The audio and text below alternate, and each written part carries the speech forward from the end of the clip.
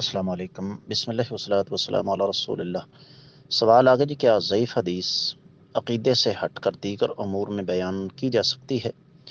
میرے عزیز، اس میں کسی قسم کا کوئی شبہ نہیں کہ ضعیف حدیث کے حوالے سے اہل علم کے درمیان اختلاف ہے، لیکن صحیح بات یہ ہے کہ ضعیف حدیث کہتے ہی اسے ہیں جو اللہ کے رسول صلی اللہ علیہ وسلم سے ثابت نہ ہو۔ اب جو بات اللہ کے نبی صلی اللہ علیہ وسلم سے ثابت ہی نہیں، اسے یہ کہہ کر بیان کرنا کہ یہ آقا علیہ السلام کا فرمان ہے، کیا یہ زیادتی نہیں؟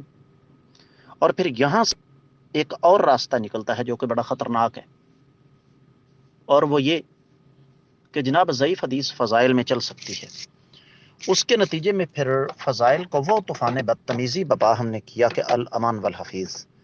لہٰذا صحیح بات یہی ہے کہ ضعیف حدیث جو آقا علیہ السلام سے ثابت ہی نہیں، اسے بیان کیا ہی نہ جائے۔ واللہ تعالی اعلم۔